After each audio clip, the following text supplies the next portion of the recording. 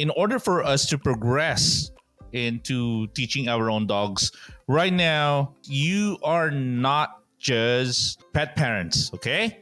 So you are not just owners, okay? Starting today, I want you to have a change of mindset. You are owner trainers, okay? So you are the trainers of your own dog, and my goal is to try to transfer some of that knowledge from that decade of experience that we have straight to you. Okay? Pero before we start, we need to also learn ano ba yung mga theory. Usually, if you start young, mas madali na matrain yung mga tamang behaviors. And something caught my attention. Sabi ng isang article, recent studies show from the University of Arizona saying na yun mga behaviors, yung socialization skills ng aso, mas nakikita even before the actual socialization. So ibig sabihin, as soon as the puppy is born, you'd be able to see if that dog will be socialized or sociable as they grow up. So what does it mean? It just means that genetics play a vital role in your dog's behavior.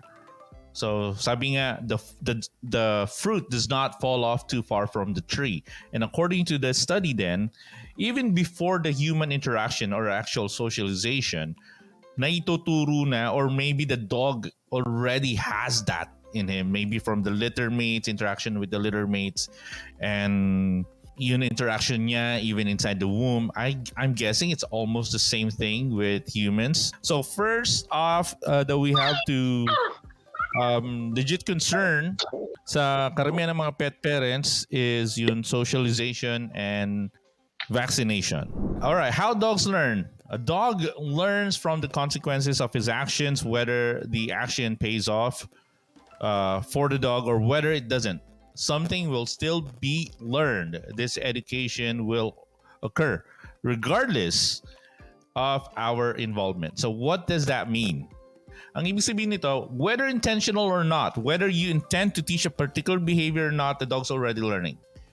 And unfortunately, you probably got a dog when your dog was probably 2 months, I'm guessing. Okay. Some dogs, 2, 3, 4. Your dogs are always learning regardless of our involvement. Kasi whenever your dog observes you at home, they will be showing na parang, oh, okay, if I bark, I get attention. And usually, ganun yung nangyayari. The dog would bark, and then the mommies come in, and then would check on, oh, Misha, how are you? Rosa, how are you, baby? What's wrong? Ayan, usually kasi we use that puppy voice or yung mga baby talk. Tama? So baby talk is not necessarily really good for the puppies. It's okay if you're trying to get their attention, pero that's good for us. Not really too much for the dogs because they don't really understand in the first place. So always keep that in mind. Your dogs are always learning. When you come home, tapos your dog comes up to you to greet you. Usually, instinctively, they would just raise their paw and then paw up on you or maybe jump up on you. Alam nyo bakit kayo pinaw-paw or why your dog's jumping up? Kasi as soon as you come home, you go, hi! And then the same thing with the other humans in the household. They would go, oh, hello, baby. Imagine this. Your dog now is small, is still a puppy, pero when or after 6 months, 7, or even a year, they are now fully grown. So, with a German Shepherd, yes, it's small now, pero in a few months, it's going to be huge. And it's not cute anymore. So, think of that as well. Whether you have a small palm, Yorkie, a Corgi, no matter what your dog is, always think of them as a big dog. Because for a dog, it doesn't matter if a dog is small or big. Ang mangyayari niyan, they are thinking just the same. Tapos, all dogs are gonna be this almost the same as puppies. Okay? Parehas lang sila ng mga iniisip on how they learn. Pero ang difference lang talaga is yung natural tendencies. Each dog has their own temperament. And the way I define temperament is the natural tendency of your dog. Okay? So yung natural tendency ng dog, that is what I personally define as temperament.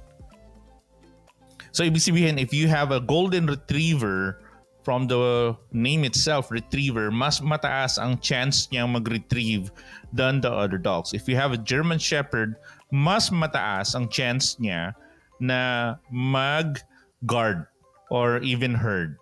Pero mas marami talaga kasi ngayon na nag-focus yung mga ibang aso for herding like the Border Collie. German Shepherd, mas nag-focus kasi sila not on the actual herding instinct itself, pero more on the guarding or the protection of the herd. Ganun ang nangyari. And then of course, ginamit nila sila sa military. Socialization versus vaccination. Marami sa mga pet parents ang sinasabihan ng mga vets na, wag nyo munang ilabas. Sasabihin nila, wag nyo munang ilabas yun puppy kasi baka magkaroon ng sakit.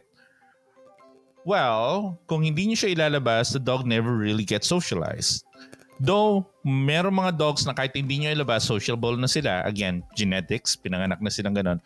What if you have a fearful dog? Meaning, you need extra effort. So, it's really a balancing act of trying to socialize a puppy and then keeping them healthy. Anyway, there's not a lot of dogs din naman na lumalabas lately, so it's really hard. Pero it's really a balancing act. You need to make sure that you protect your dog. Alam nyo, with my dog, si Serena, and I have a dog right now sleeping. Mamaya siguro I'll pick her up. And actually, Serena, come, pakita ka. Lika, up. Siya yung assistant ko, whether that's online or not. Siri, she's already 9 and this is her. Diba? Hindi naman obvious na nahihirapan ako, pero this is Serena. And thank you. 9 years ago, ang ginagawa ko pa dyan, I would pick her up and she was just 2 months when I got her. Tapos she just had her first few shots. I would pick her up and then pupunta kami sa sari-sari store. Wala lang. Whether I need something or not, pupunta lang kami doon. I would walk and pick her up. I would not let her walk dun sa pavement. Wala muna. Okay? And then I make sure na wala siyang interaction with the other dogs or wala kami madadaanan. Yung human interaction, you just have to choose eh. Diba? So, I let other people pet her while I have her. And it's fine kasi pag pumupunta kami doon sa sari-sari store, nasasanay siya. So pinapansin siya ng humans and then I interact with other humans. So basically, nasasanay siya doon sa ganung environment. And then remember yung what I said earlier, yung pwede na your dog is already sociable right from the start because of genetics. It doesn't mean it's going to stay that way. Kasi even if you have a really, really good dog and you messed up the first few months up to a year, chances are it's gonna go to waste. How to survive puppy nipping. Marami sa mga first-time pet parents would go, hello! And then, kinakagat-kagat na sila and it's okay! Kasi hindi naman masakit. Eventually, bakit lumalakas na ata? Diba? And then, before you know it, you now have a small puppy who is a finger hunter. Diba? Or finger predator. Or maybe ankle predator. Yun na yun. And mind you, dogs are not predators, actually. They are more like a scavenger. That's why they survive. Pero, meron pa din silang predatory instinct. Okay? And sometimes, yun play. Okay? When dogs play, whether that's with humans or even with dogs, nagkakaroon ng tinatawag na predatory drift. Oh yeah, technical word, no? Predatory drift. Minsan, it's all play in games before it turns into this real predatory instinct. And mind you, dogs are not babies. Okay? So kung hindi nyo pa nasubukan na makagat din ng baby, which is meron mga baby na nangangagat eh. 'Di ba? Tao na to ha. And ibahin nyo dun sa dog because they will really bite you because that's how they are hardwired. All right?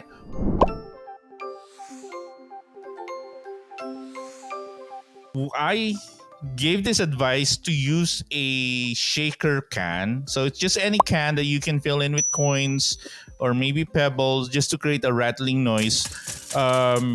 Kasi medyo sobra na yung bite. Again, nag-start off kasi na innocent bite and then became a habit, became play. Now, for the nipping, usually ang maganda dyan is we first say ouch. And then kung merong kahit na konti, you say, ow! Stop play, ignore, drop the dog. If you pick him up, kung hawak-hawak nyo, baba nyo, I'll leave you alone. We are going to give them the silent treatment. Okay? Yan siguro yung pinakaayaw ko. Silent treatment. So with the dogs, if you give them that silent treatment, it usually and more likely it will work. Pero you do not just yung parang nag-shaker can ka na and then you gave the silent treatment tapos bigla kang babalik, oh, di ka na dito, bigyan na kita ng treats. Wait. You have to give it a little bit more time. Okay? Para magkaroon ng significance. Okay? We do not want to do a nagging behavior then. Okay? You cannot just go sit in the first place. If the dog doesn't really understand sit, the dog would just think now it's just one of those things that humans say. It's just like a bark na dire-derecho. Yun ang impression nila doon. So in order for us to teach sit means sit. You just say it once and then enough. When you say enough, stop muna interaction. Tapos you don't say stop, you don't follow it up. Mas maganda pa nga minsan, just say enough and then ignore. And then if the dog is now behaved, then you can give a treat, then you can give some petting, and that's it. That's one cycle, that's one repetition. The more repetitions that you do it correctly, the better it is for the dog because the dogs only have an IQ close to a 2-year-old dog. And that is for a highly trained, highly well-bred dog. They would have that IQ of a 2-year-old. Okay. But it's important that we still say ouch. And this is what we call bite inhibition. Kasi in the future, because they have developed a negative association with the nipping part, they would naturally just pull away. Kung nagulat sila, they would just pull their bite rather than try to bite harder. Okay? That's why we teach it in a young age. Okay? And I would never do this kung nangangagat na talaga yung aso like adult. It's too dangerous. Okay? Sinatanong niya sa akin, Coach, gagawin mo ba yan sa 2-year-old, 1-year-old? Are you crazy? Of course not. I would do this for a puppy because puppies have really sharp, small teeth, pero they don't have the biting power. Okay? As they age, nagkakaroon sila ng biting power. Those teeth would fall off. The milk teeth will fall off, pero they will also develop the biting power. And that's dangerous. And that's actually what breaks skin.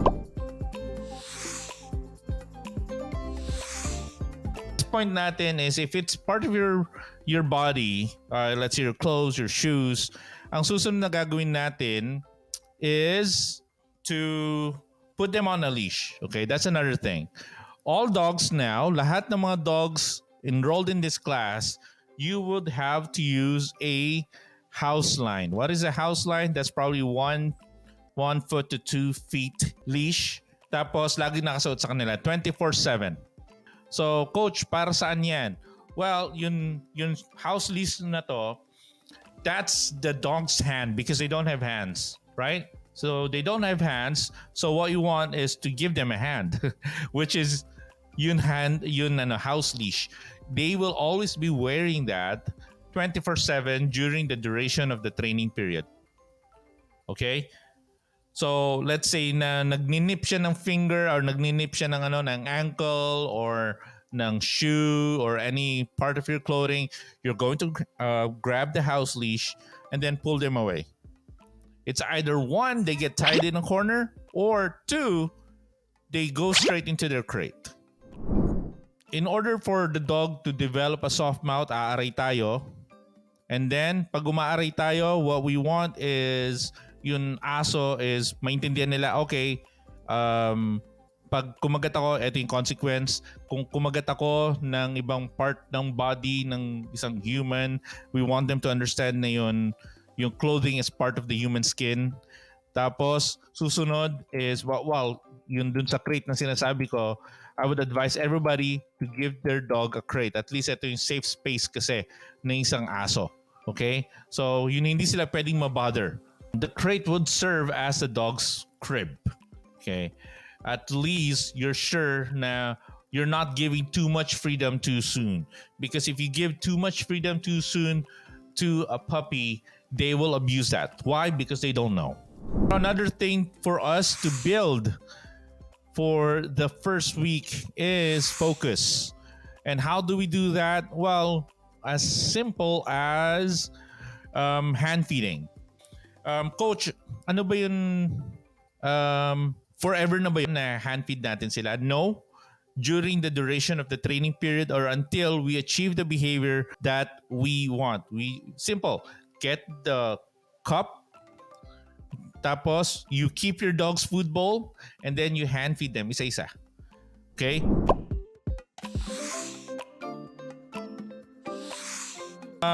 Trainers, here's what's gonna happen. Do not follow the bag. Okay? Why? Because you are the pet parents. You are your dog's trainers. You are your dog's life. Kayo ang mag-observe. Kasi, yeah, you're gonna follow the bag nga, pero hindi naman nila inuubos. Diba?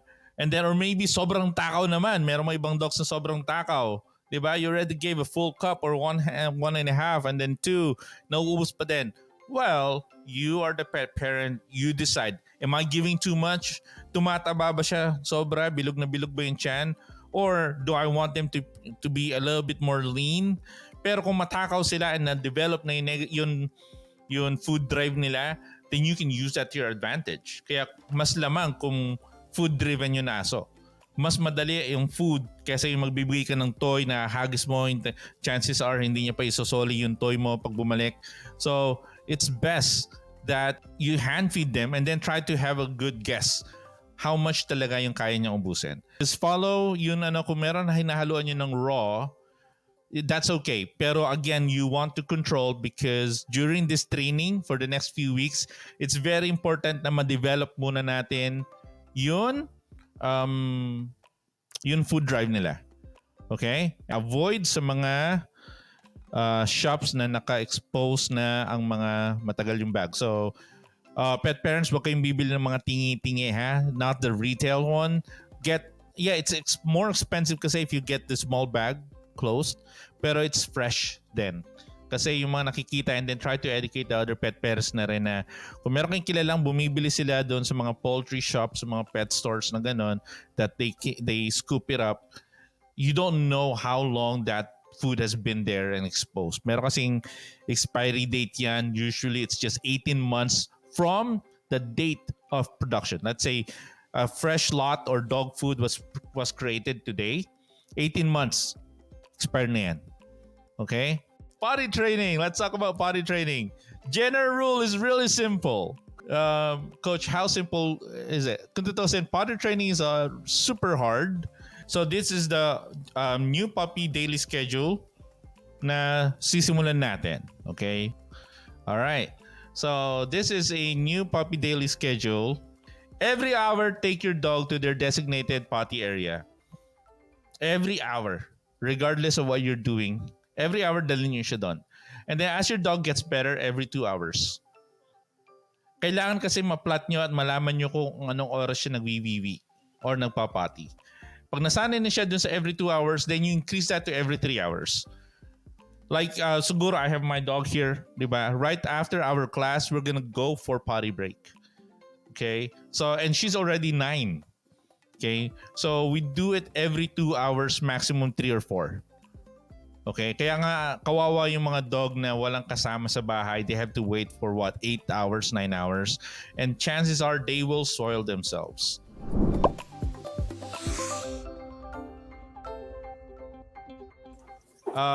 Maybe you can subdivide the playpen into separate compartments. Kasi you can fold that naman eh. If that's a typical 8, you can fold it into 4 by 4. So once you fold it to a 4 by 4, then you get to stay on one end, and the other end becomes your potty area. And then we would have to guide the dog for the potty every hour. You do not just give them free access. Kasi right now, she's making an association. Oh, this is something to play, not really pee on. And it's not natural kasi for the dogs to pee on a pad. Mas natural sa kanila yung parang grass. Kaya nga artificial grass, or if not real grass, actually does better in potty training a dog kasi it triggers the natural instinct of the dog to potty. And then dogs don't really like pottying where they sleep. That's why mas maganda hiwalay.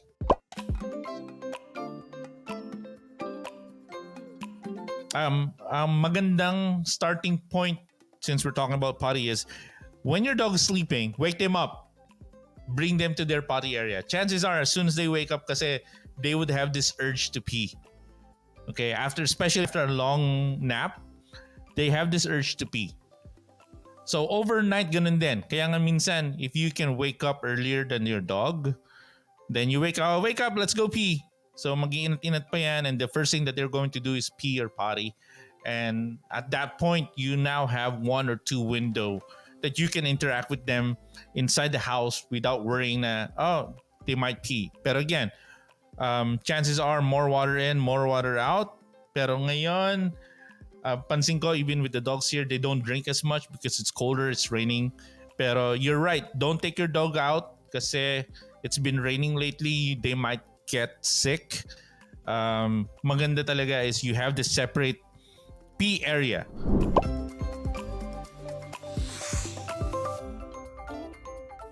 That is optional. If your dog would go on her own, then you don't need to.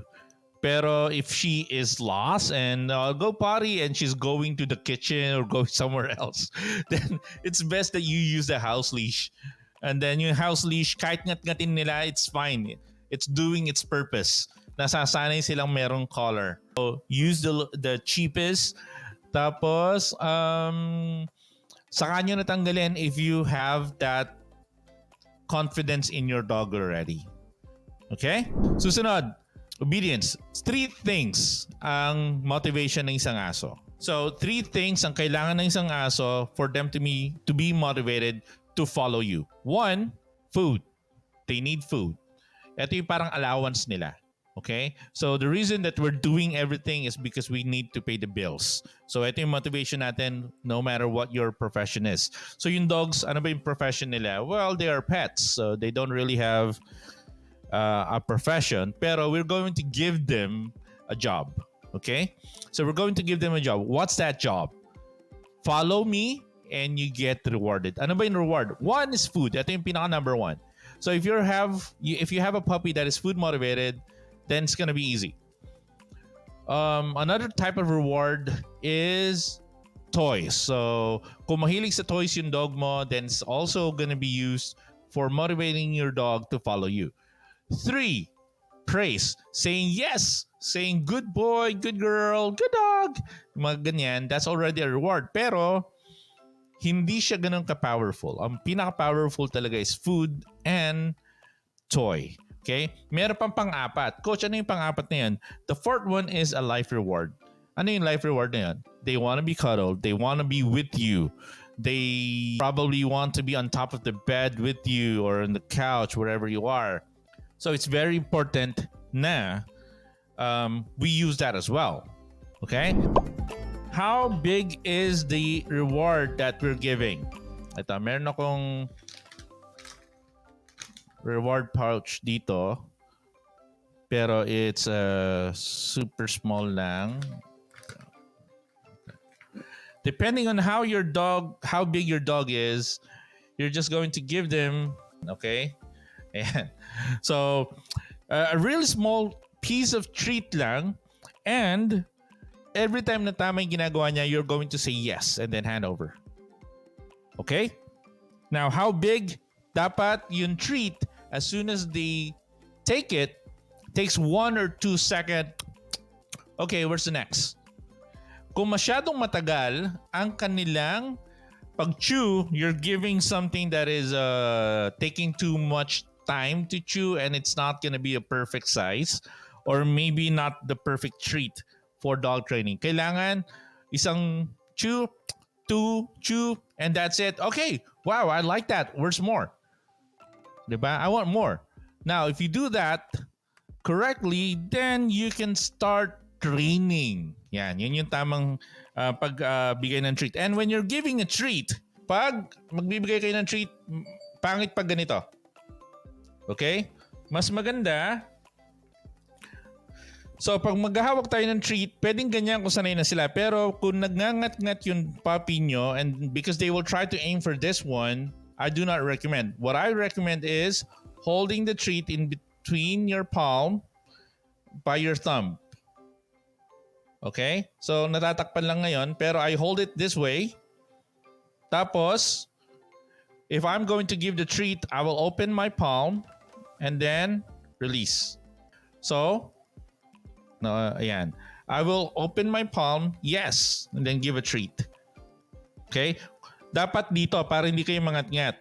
Meron mga ibang dogs dito, baka mahirapan sila. Pero again, it depends. You just have to, you use your thumb to hold the treat. Hindi ganyan. Okay? If you hold it that way, baka ito yung ngat-ngatin nila, ubos yung daliri nyo. Okay? And then each time you give a treat, ganyan. So, you're going to say yes. Then let them take it from your palm.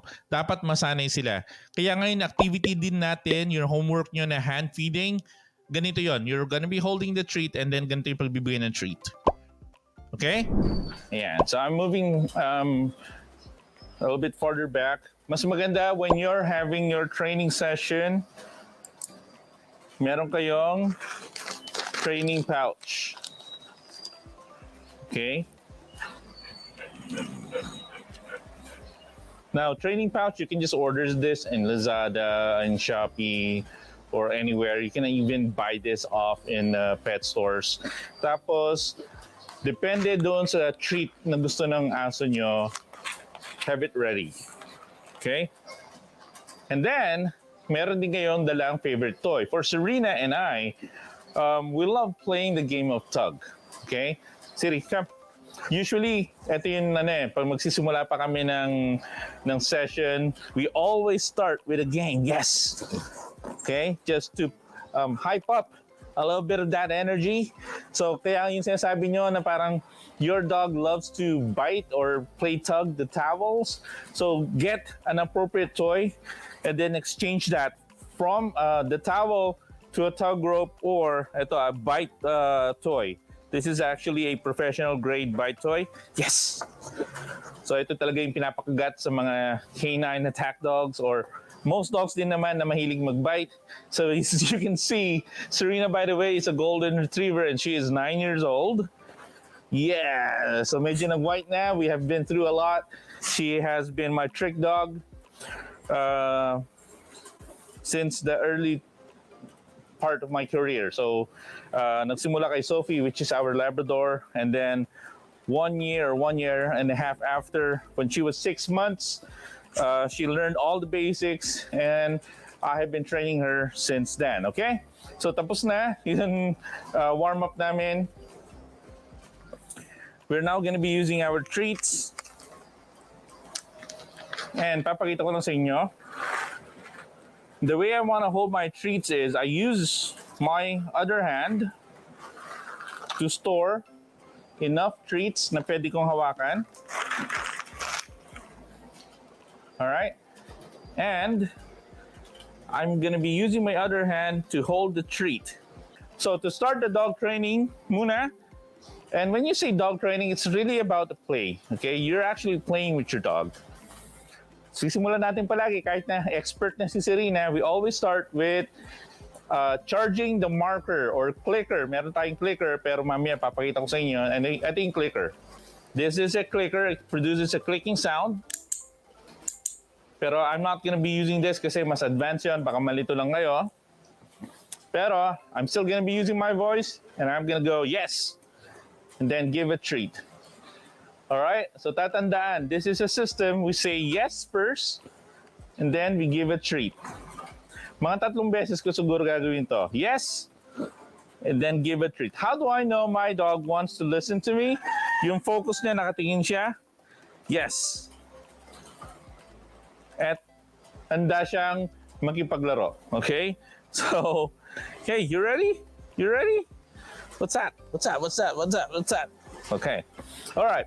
Now, the way we want to review the sit is, kunwari, papatayuin nyo muna, hover the treat in front of your dog's nose to a point na gusto niya na kunin yung treat pero hindi niya ibibigay, and you're going to hover it overhead hanggang umupo, and the moment na umupo siya, you're gonna say yes.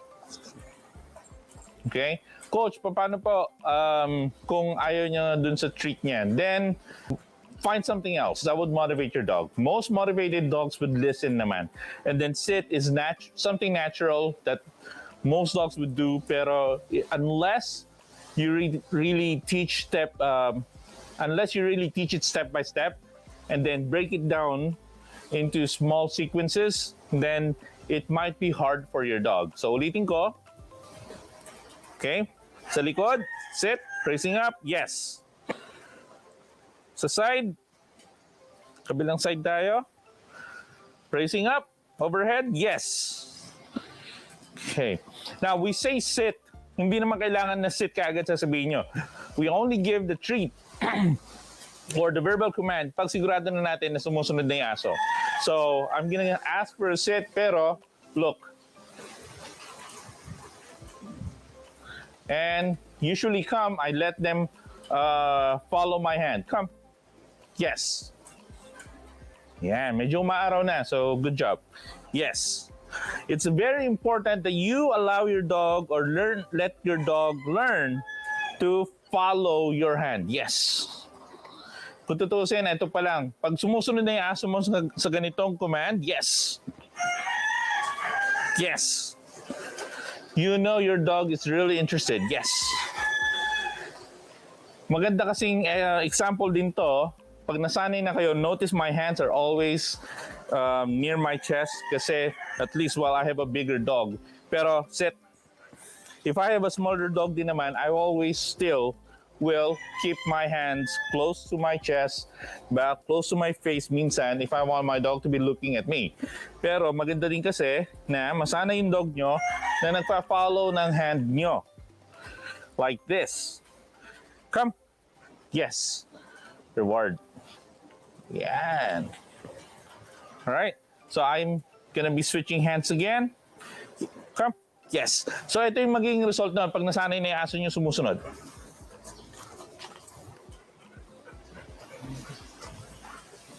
And ito yung mas advanced. There you go. Right here.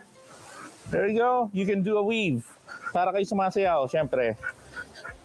There you go. Syempre, yes. I would like to reward that. Ladies, you can unmute and ask me any questions any moment, okay? Maririnig ko naman even though I'm wearing a lapel.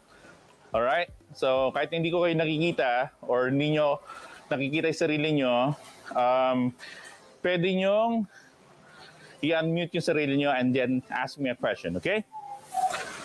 Alright.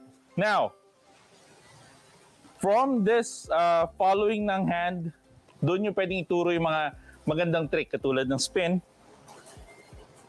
the other way, and always reward when they complete the 360. Pag sobrang expert na, like Serena, I can just flick my finger and she would do a spin. Back up, back, spin, spin, spin. Yes. And always reward that behavior. All right. Now, to do the down, meron mga ibang dogs na nahihirapan sa down, pero if you ask them to do a sit, it's almost easy na rin to do a down. Ang gagawin lang natin, teka lang, let's adjust the camera here para makita nyo. Sit. Ang gagawin natin is I'm gonna be moving my hand diagonally to the down, pero I will be lowering my treat banda dito, in between their feet. So they would naturally fold their front feet and then do a down position. Meron mga ibang aso kasi, they would do it going straight down lang, which is walang problema. Pero the moment you place the treat somewhere around here, you're trying to do a down and they can't reach it, tatayo yan. Susundan nila yung treat. And yun yung malaking pagkakamali minsan. And again, hindi to tinuturo sa mga online videos. So, ito yung kung paano ko tinuturo sa mga estudyante ko and my dog. So, ito yung version 1 in front. Yes. And then when you're doing a down, for starters, you can give a treat when they do a down. Yes. Pero once your dog gets used to this and they're keeping the down, you would want to give them a treat. Yes. Because they're keeping the down. Yes. Yeah. From the down, you can also practice going back to the sit. Again, lure, going back up. Yes, reward. And then from the sit to the down, this is what we call the doggy or puppy push-up.